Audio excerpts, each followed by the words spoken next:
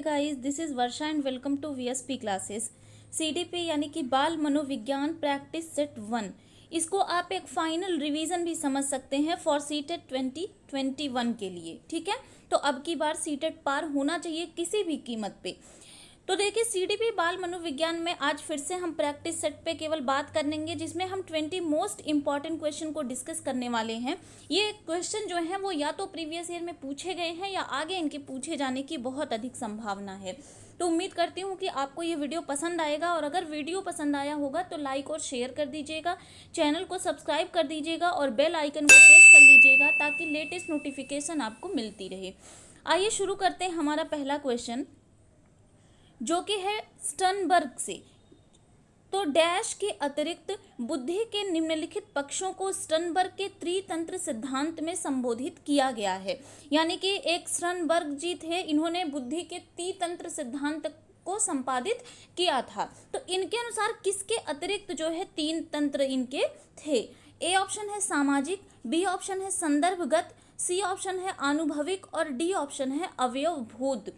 ठीक है, देखिए सबसे पहले देख लीजिए कि इन्होंने जो स्टर्नबर्ग थे, इन्होंने कहा था कि प्रत्येक व्यक्ति में तीन प्रकार की बुद्धि होती है। ठीक है, और तीनों प्रकार में से वह किसी भी प्रकार की बुद्धि के क्षेत्र में वो सफलता प्राप्त कर सकता है। तो तीन बुद्धि के वर्णन के कारण इनके सिद्धांत का नाम क्या पड़ गया?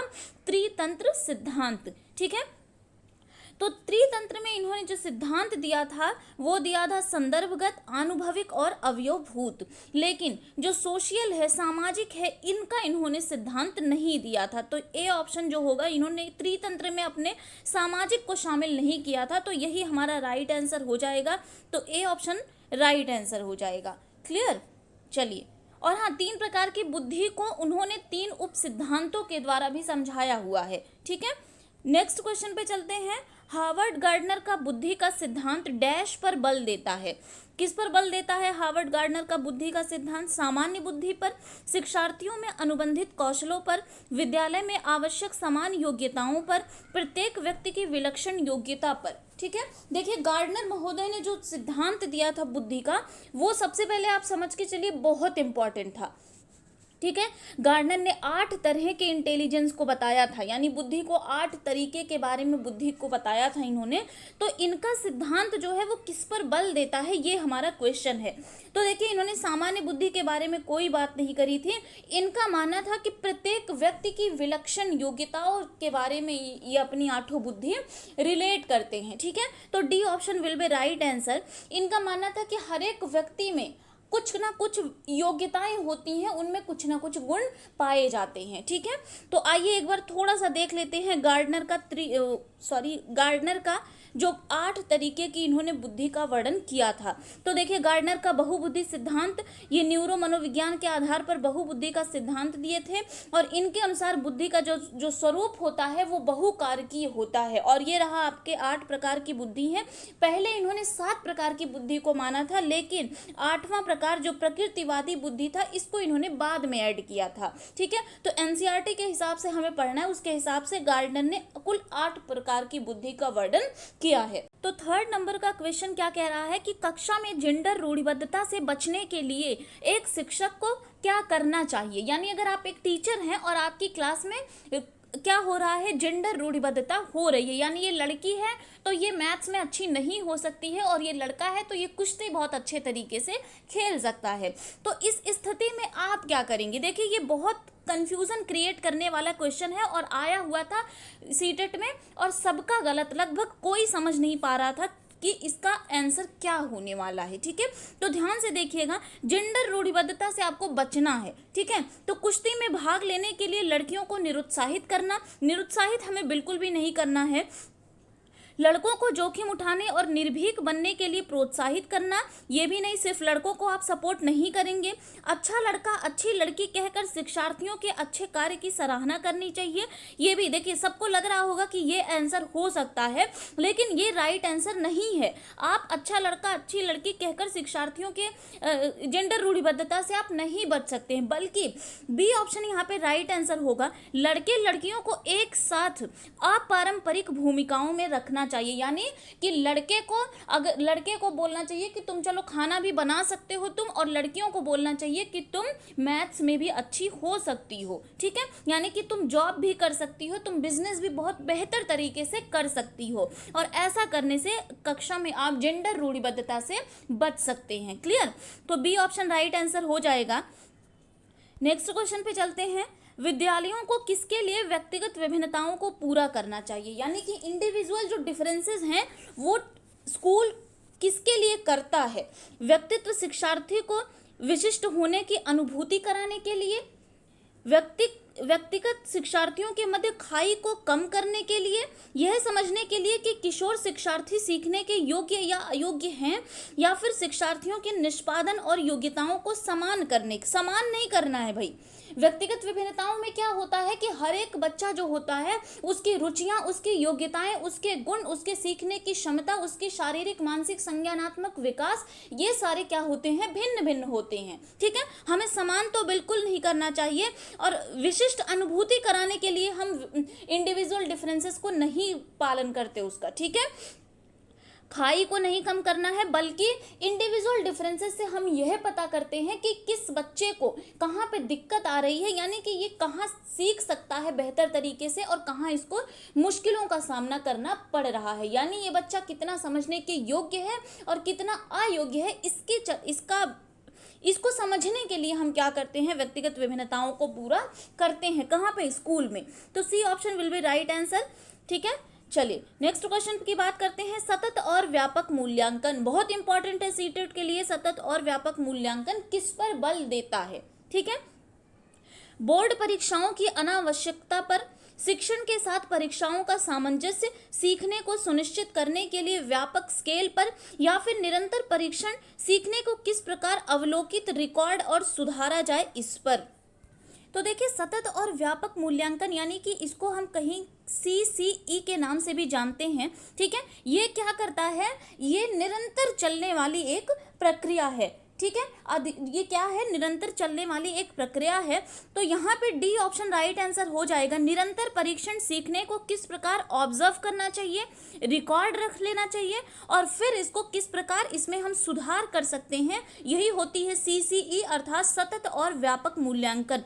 बोर्ड परीक्षाओं की अनावश्यकता पर बिल्कुल भी नहीं। शिक्षण के साथ परीक्षाओं का सामंजस्य, परीक्षा से कोई मतलब नहीं है। सतत व्यापक मूल्यांकन के द्वारा क्या होता है कि शिक्षार्थियों के व्यवहार के तीनों पक्षों का, यानी संज्ञानात्मक, भावात्मक और क्रियात्मक, इन तीनों पक्षों का मूल्यांकन किया जाता है, ठीक है। और सीखने को सुनिश्चित करने के लिए व्यापक स्केल पर यह भी नहीं होगा, बल्कि निरंतर परीक्षण, सीखने को किस प्रकार अवलोकित, रिकॉर्ड और सुधारा जाए, इस पर बेस होता है किसका? सतत और व्यापक मूल्यांकन। क्लियर? चलिए नेक्स्ट क्वेश्चन है, विद्यालय आधारित आकलन, यानी जब विद्यालय में आकलन होता है तो शिक्षा बोर्ड की जवाबदेही कम कर देता है, शिक्षार्थियों और शिक्षकों को अगंभीर और लापरवाह बनाता है, सार्वभौमिक राष्ट्रीय मानकों की प्राप्ति में बाधा उत्पन्न करता है, और परिचित वातावरण में अधिक सीखने में सभी शिक्षार्थियों की मदद करता है। देखिए, आकलन जो होता है वो बाधा कभी उत्पन्न नहीं करता है, ठीक है, और ना ही लापरवाह बनाता है, ठीक है। विद्यालय में जो आकलन होता है वो बच्चे के लिए और टीचर के लिए, दोनों के लिए बहुत ही हेल्पफुल होता है। तो ए ऑप्शन जवाबदेही कम नहीं करता है, गलत हो जाएगा। बी है, शिक्षार्थियों और शिक्षकों को अगंभीर और लापरवाह भी नहीं बनाता, सार्वभौमिक राष्ट्रीय मानकों की प्राप्ति में बाधा भी नहीं बनता, बल्कि डी ऑप्शन राइट आंसर हो जाएगा। परिचित वातावरण में अधिक सीखने में सभी शिक्षार्थियों की मदद ये करता है, जो विद्यालय आधारित आकलन होता है, ठीक है। तो डी ऑप्शन राइट आंसर हो जाएगा। नेक्स्ट क्वेश्चन पे चलते हैं। सभी के लिए विद्यालयों में सभी की शिक्षा निम्नलिखित में से किसके लिए प्रचार वाक्य हो सकती है? ठीक है, सभी के लिए शिक्षा, एक शब्द में आप समझ कर चलिए, ये बहुत इंपॉर्टेंट है, ठीक है। क्या होता है? सहयोगात्मक शिक्षा, पृथक शिक्षा, समावेशी शिक्षा, या फिर शक्तिशाली शिक्षा, ठीक है। देखिए, सभी के लिए शिक्षा क्या है? समावेशी, इंक्लूसिव एजुकेशन जो होता है वो समावेशी, यानी सभी के लिए है। कोई भी किसी वर्ग से आया हो, कोई अमीर है, गरीब है, किसी जाति का है, कोई मतलब नहीं है, बल्कि वो क्या है? समावेशी शिक्षा के अंतर्गत उसको पढ़ाया जाएगा, ठीक है। NCF में साफ साफ समावेशी शिक्षा के बारे में बात करी गई है। चलिए नेक्स्ट क्वेश्चन पे चलते हैं। प्रवाह पूर्णता, व्याख्या, मौलिकता और लचीलापन डैश के साथ संबंधित तत्व है। यानी ये सारे जो एक गुण बताए जा रहे हैं ये किसके गुण होते हैं ये आपको बताना है। प्रतिभा के, अपसारी चिंतन के, त्वरण के या फिर गुण के। ठीक है, तो देखिए प्रवाह पूर्णता, व्याख्या, मौलिकता और लचीलापन, ये जो सारे गुण आपको दिखाई दे रहे हैं ये प्रतिभा से संबंधित है। ठीक है, प्रतिभा से ये संबंधित है, यानी प्रतिभा में प्रवाह पूर्णता भी होती है, व्याख्या भी होती है, मौलिकता भी होती है और लचीलापन भी पाया जाता है। ठीक है, तो A option will be right answer. All right, चलिए नेक्स्ट क्वेश्चन पे चलते हैं।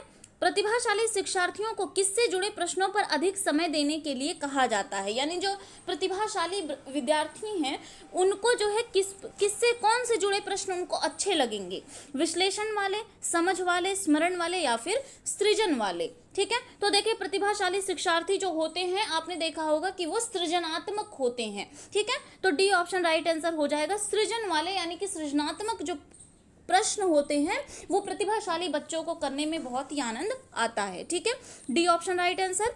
नेक्स्ट क्वेश्चन पे चलते हैं। गणित में अधिक निर्योग्यता का आकलन निम्न में से किस परीक्षण द्वारा सर्वाधिक उचित तरीके से किया जा सकता है। यानी गणित में कोई बच्चा बहुत ही कमजोर है तो आप उसके कौन सा ऐसा आप परीक्षण करेंगे कि उसके उचित तरीके, कौन सा सर्वाधिक उचित तरीके से किया जा सकता है, कौन से परीक्षण के द्वारा, स्क्रीनिंग परीक्षण के द्वारा, अभिक्षमता परीक्षण के द्वारा, निदानात्मक परीक्षण के द्वारा और उपलब्धि परीक्षण के द्वारा। तो देखिए आपने एक शब्द बहुत दिन से ये चला आ रहा है, निदानात्मक। निदानात्मक का अर्थ होता है कारणों का पता लगाना या फिर कमियों का पता लगाना, और हमें बच्चे में गणित में अधिगम निर्योग्यता का आकलन इसका हमें पता लगाना है। तो कौन से सर्वाधिक उचित तरीके से किया जाएगा, तो C option will be right answer, निदानात्मक परीक्षण। ठीक है, निदानात्मक, निदान करेंगे तब हम उनके कारणों का पता लगाएंगे और फिर जाके हम उनका उपचार करेंगे। ठीक है, बहुत इंपॉर्टेंट है, चैनल पे इसका वीडियो आपको निदानात्मक और उपचारात्मक का मिल जाएगा, देख लीजिएगा। चलिए नेक्स्ट क्वेश्चन है। अल्बर्ट बंड्यूरा के सामाजिक अधिगम सिद्धांत के अनुसार कौन सा कथन सही है। अल्बर्ट बंड्यूरा जो सामाजिक अधिगम सिद्धांत दिए थे उनके अनुसार कौन सा सही है। संज्ञानात्मक विकास सामाजिक विकास से स्वतंत्र है, बच्चों के सीखने के लिए प्रतिरूपण या मॉडलिंग का एक मुख्य तरीका है, अनसुलझा संकट बच्चे को नुकसान पहुंचा सकता है, या फिर खेल अनिवार्य है और उसे विद्यालय में प्राथमिकता दी जानी चाहिए। तो देखिए सबसे पहले बात करते हैं अल्बर्ट बंड्यूरा की। इन्होंने एक सिद्धांत दिया था सामाजिक अधिगम सिद्धांत, यानी कि थियरी ऑफ सोशल लर्निंग क्या होती है। ठीक है, इसके बारे में इन्होंने बात की थी। तो इसमें इन्होंने क्या बताया था, थोड़ा सा इसके बारे में देख लेते हैं। इनके अनुसार जो व्यक्ति होता है अर्थात बच्चा जो होता है वो अवलोकन यानी ऑब्जर्व करके देखता है, नकल करता है और आदर्श व्यवहार के द्वारा एक दूसरे से सीखता है। इनका क्या कहना था कि आप बच्चे को जैसी चीजें दिखाएंगे बच्चा उसी दिशा में सोचना और करना शुरू करता है। यानी कि इन्होंने क्या बोला था, देखिए इनकी एक कहानी भी थी कि एक बच्चा था, इन्होंने उसको 3 तरह की मूवी दिखाई थी। ठीक है, पहली मूवी इन्होंने सोशल वैल्यू पे दिखाई थी यानी सामाजिक मूल्य पे दिखाई थी, दूसरी मूवी इन्होंने प्यार पे यानी प्रेम पे दिखाई थी, और तीसरी मूवी इन्होंने हिंसात्मक यानी कि वायलेंट पे दिखाई थी। और फिर बाद में इनके सिद्धांत का जो निष्कर्ष निकला था वो यह था कि छोटे बच्चे को ये नहीं पता होता है कि उनको क्या सीखना चाहिए और क्या नहीं सीखना चाहिए। इसलिए बच्चों के सामने, इनका मानना था बच्चों के सामने हमेशा आप एक मॉडल बनकर रहिए, एक आदर्श व्यवहार के साथ एक आइडियल मॉडल को अपने बच्चों के सामने आप प्रस्तुत करिए, क्योंकि बच्चा जो देखेगा वही बच्चा सीखेगा। ठीक है, यही इनका कहना था। तो यहाँ पे बी ऑप्शन राइट आंसर हो जाएगा। बच्चों के सीखने के लिए प्रतिरूपण मॉडलिंग का एक मुख्य तरीका है। इन्होंने मॉडलिंग के ऊपर बहुत फोकस किया था। ठीक है, तो सामाजिक विकास से स्वतंत्र नहीं है, अनसुलझा संकट बच्चे को नुकसान पहुंचा सकता है, ये भी गलत है, खेल अनिवार्य है और उसे विद्यालय में प्राथमिकता दी जानी चाहिए, ये भी बंड्यूरा ने नहीं कहा था, बल्कि इन्होंने प्रतिरूपण या मॉडलिंग की बात करी थी। क्लियर। चलिए नेक्स्ट क्वेश्चन पे चलते हैं। जब बच्चे एक अवधारणा को सीखते हैं और उसका प्रयोग करते हैं तो अभ्यास उनके द्वारा की जाने वाली त्रुटियों को कम करने में मदद करता है। यह विचार किसके द्वारा दिया गया है। बहुत सिंपल सा क्वेश्चन कह सकते हैं कि जब बच्चा किसी चीज को सीखता है और उसका प्रयोग करता है और अभ्यास करके क्या करता है कि जो भी उसमें कमियां आती हैं, त्रुटियां आती हैं, उनको वो ठीक कर लेता है। तो ये किसने कहा था? जेबी वॉटसन ने कहा था, जीन प्याजे ने, ई.एल. थॉर्नडाइक ने, या फिर लेव वाइगोत्स्की ने। ठीक है, तो आपने देखा होगा कि थॉर्नडाइक ने अभ्यास का नियम भी, इनके जो 3 मुख्य नियम थे उसमें इन्होंने, थॉर्नडाइक ने अभ्यास के नियम के बारे में भी चर्चा करी थी। ठीक है, ठीक है, तो थॉर्नडाइक ने देखिए रूल ऑफ इफेक्ट यानी प्रभाव का नियम दिया था। ठीक है, अभ्यास का नियम यानी रूल ऑफ प्रैक्टिस, उसी के द्वारा ये क्वेश्चन लिया हुआ है। और इनका एक और जो मुख्य नियम में आता है वो है तत्परता का नियम, यानी कि तत्परता का नियम, अभ्यास का नियम और प्रभाव का नियम। तो यहाँ उनके अभ्यास के नियम की बात की जा रही है, तो ये किसने किया है? थॉर्नडाइक, ई.एल. थॉर्नडाइक से संबंधित है। क्लियर? अब देखिए यहाँ क्या कहा जा रहा है कि निम्न में से कौन सी शब्दावली प्रायः अभिप्रेरणा के साथ अंतः बदलाव के साथ इस्तेमाल की जाती है? पुरस्कार, संवेग, उत्प्रेरण और आवश्यकता। देखिए क्या होता है कि आप मोटिवेट कैसे होते हैं, क्यों होते हैं, ये पूछा जा रहा है। तो देखिए जब तक आपकी कोई नीड्स नहीं होगी, जब तक आपकी कोई आवश्यकता नहीं होगी, आप मोटिवेट नहीं हो सकते हैं। ठीक है, जैसे अभी आपको क्या है, अभी आपको जॉब चाहिए। ठीक है, और इसलिए आप सीटेट की प्रिपरेशन में लगे हुए हैं, क्योंकि सीटेट की प्रिपरेशन आप कर लेंगे तो आपको कहीं ना कहीं जॉब मिल जाएगी। तो अगर आपको ये नहीं चाहिए होता, अगर आपको जॉब नहीं चाहिए होता, अगर आप कुछ कर रहे होते तो शायद आप ये वीडियो नहीं देखते। ठीक है, तो आप मोटिवेट क्यों हो रहे हैं? क्योंकि आपके पास कोई ना कोई आवश्यकता है, कोई ना कोई नीड्स है इसको लेके। ठीक है, तो D option right answer. Next question पे चलते हैं। अर्णव तर्क देता है कि भाषा विकास व्यक्ति की नैसर्गिक प्रवृत्ति से प्रभावित होता है, जबकि सोनाली महसूस करती है कि यह परिवेश से प्रभावित होता है। अर्णव और सोनाली के बीच यह चर्चा किस विषय में है? ठीक है, यानी अर्णव और सोनाली, एक कहता है कि व्यक्ति की नैसर्गिक प्रवृत्ति से प्रभावित होता है भाषा विकास, और एक कह रही है कि यह परिवेश से है। तो अर्णव और सोनाली किस टॉपिक पे बात कर रहे हैं? ए ऑप्शन है सतत, असतत और सतत अधिगम, बी ऑप्शन चुनौतीपूर्ण तथा संवेदनशील भावना, सी ऑप्शन प्रकृति तथा पालन पोषण पर वाद विवाद, डी ऑप्शन स्थिरता तथा अस्थिरता पर बहस। ठीक है, तो यहाँ राइट आंसर सी ऑप्शन हो जाएगा।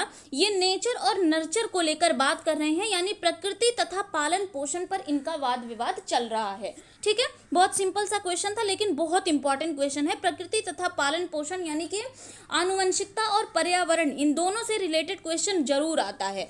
चलिए नेक्स्ट क्वेश्चन पे चलते हैं। हम सभी अपनी बुद्धि, प्रेरणा, अभिरुचि आदि के संदर्भ में भिन्न होते हैं। यह सिद्धांत किससे संबंधित है? पर्यावरण से, वंशानुक्रम से, बुद्धि के सिद्धांतों से, या फिर व्यक्तिगत विभिन्नताओं से? ठीक है, इंडिविजुअल डिफरेंसेस जो होता है वही हम सबको बुद्धि से, प्रेरणा से, अभिरुचि से, गुण से, ठीक है, इन सब से अलग करता है। यहाँ तक कि 2 जुड़वा बच्चे भी, उनका शक्ल एक तरीके का होगा पर उनमें भी ये सारे जो गुण होते हैं वो अलग अलग होते हैं। ठीक है, D option will be right answer, individual differences. Next question पे चलते हैं। कोई भी नाराज हो सकता है, यह आसान है, परंतु एक सही व्यक्ति के ऊपर सही मात्रा में, सही समय पर, सही उद्देश्य के लिए तथा सही तरीके से नाराज होना आसान नहीं है। यह किससे संबंधित है? शारीरिक विकास से, संज्ञानात्मक विकास से, सामाजिक विकास से, संवेगात्मक विकास से? देखिए यहाँ पे क्या बात करी जा रही है, यहाँ इमोशनल डेवलपमेंट की बात करी जा रही है। ठीक है, तो देखिए यहाँ नाराज होना जो है वो क्या है, वो एक तरह का इमोशन है, एक नाराज होना एक तरीके का भाव है। ठीक है, तो ये संवेगात्मक विकास यानी कि इमोशनल डेवलपमेंट से संबंधित है। ठीक है, चलिए नेक्स्ट क्वेश्चन पे चलते हैं। विकृत लिखावट से संबंधित लिखने की योग्यता में कमी किसका एक लक्षण है? ठीक है, अधिगम निर्योग्यता का जो वीडियो है वो आपको डिस्क्रिप्शन बॉक्स में लिंक मिल जाएगा, बहुत अच्छे तरीके से वहाँ समझाया गया है। तो यहाँ देखिए, यहाँ ये मत देखिए, लिखावट से संबंधित लिखने की योग्यता में कमी, अगर लिखने की योग्यता में कमी कह रहा है तो क्या होगा? डिस्कैल्कुलिया, डिस्ग्राफिया, डिस्प्रेक्सिया या फिर डिसलेक्सिया? ठीक है, तो यहाँ आप सबको पता है कि अगर लिखने में दिक्कत आ रही है तो वहाँ क्या हो जाएगा? डिस्ग्राफिया। तो B option will be right answer. Next question. एक सह शिक्षा कक्षा में लड़कों से शिक्षक यह कहता है लड़के बनो और लड़कियों जैसा व्यवहार मत करो, एक टीचर कहता है। तो ये क्या कर रहा है? जातीय भेदभाव का परिचायक है, लड़कियों पर लड़कों की जीव वैज्ञानिक महत्व को उजागर कर रहा है, लड़के लड़कियों में भेदभाव की रूढ़िबद्ध धारणा प्रकट कर रहा है, या फिर लड़के लड़कियों के साथ व्यवहार का एक अच्छा उदाहरण है। तो अभी हमने जेंडर रूढ़िबद्धता की बात करी थी कि ऐसे अगर आप कहेंगे कि लड़के बनो लड़कियों जैसा व्यवहार मत करो, ये क्या है? ये कहीं ना कहीं लड़के और लड़कियों में टीचर क्या कर रहा है? लड़के और लड़कियों में भेदभाव की रूढ़िबद्ध धारणा प्रकट कर रहा है। तो C option will be right answer. Next question पे चलते हैं। निम्नलिखित में से कौन सा एक कथन समावेशन का सबसे अच्छा वर्णन करता है? समावेशन का फर्स्ट ऑप्शन है यह एक दर्शन है कि विशेष बच्चे ईश्वर से विशेष उपहार हैं, बिल्कुल नहीं।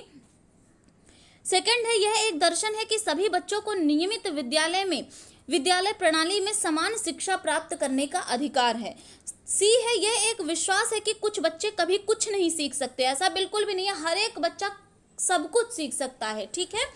डी ऑप्शन है यह एक विश्वास है कि बच्चों को अपनी योग्यताओं के अनुसार अलग किया जाना चाहिए। हमें बच्चे को अलग नहीं करना है, बल्कि हर एक बच्चे को हमें साथ में लेकर चलना है, ठीक है। तो देखिए यहाँ पे बी ऑप्शन राइट आंसर हो जाएगा। यह एक दर्शन है कि सभी बच्चों को नियमित विद्यालय प्रणाली में समान शिक्षा प्राप्त करने का अधिकार है। ये किसके अंतर्गत आता है? समावेशन के अंतर्गत आता है। क्लियर? चलिए चलते हैं आज के लास्ट क्वेश्चन पे। वंचित वर्ग के पृष्ठभूमि के बच्चों को शिक्षा प्रदान करने के लिए शिक्षक को चाहिए कि, यानी कि जो वंचित पृष्ठभूमि से आए हैं बच्चे, वो उन्हें क्या करना चाहिए? टीचर को, आप खुद एज अ टीचर देखिए कि आप होते तो क्या करते। उन्हें बहुत लिखित कार्य दें।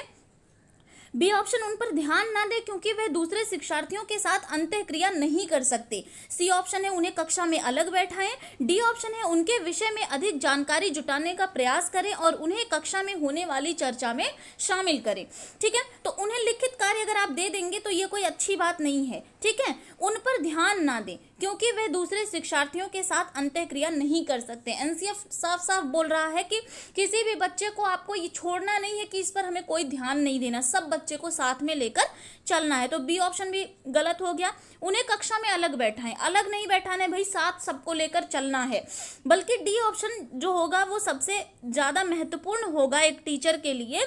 सबसे पहले उन्हें पता लगाना चाहिए, उन कारणों का पता लगाना चाहिए, उनके विषय में जानकारी जुटानी चाहिए कि आखिर ऐसा क्यों हुआ, और उन्हें कक्षा में होने वाली चर्चाओं में शामिल करना चाहिए। तब जाके बच्चे के अंदर जो होगी एक हीन भावना जो होगी वो समाप्त हो जाएगी और बच्चा बेहतर तरीके से सीख पाएगा, ठीक है। तो ये थे सीडीपी के टॉप 20 मोस्ट इंपॉर्टेंट क्वेश्चन। अगर सेशन पसंद आया होगा तो लाइक कर दीजिएगा, अपने फ्रेंड्स के साथ शेयर कर दीजिएगा वीडियो को, और चैनल को सब्सक्राइब कर दीजिएगा, बेल आइकन को प्रेस कर लीजिएगा ताकि ऐसे ही वीडियोज़ की लेटेस्ट नोटिफिकेशन आप तक पहुँचती रहे। Thank you.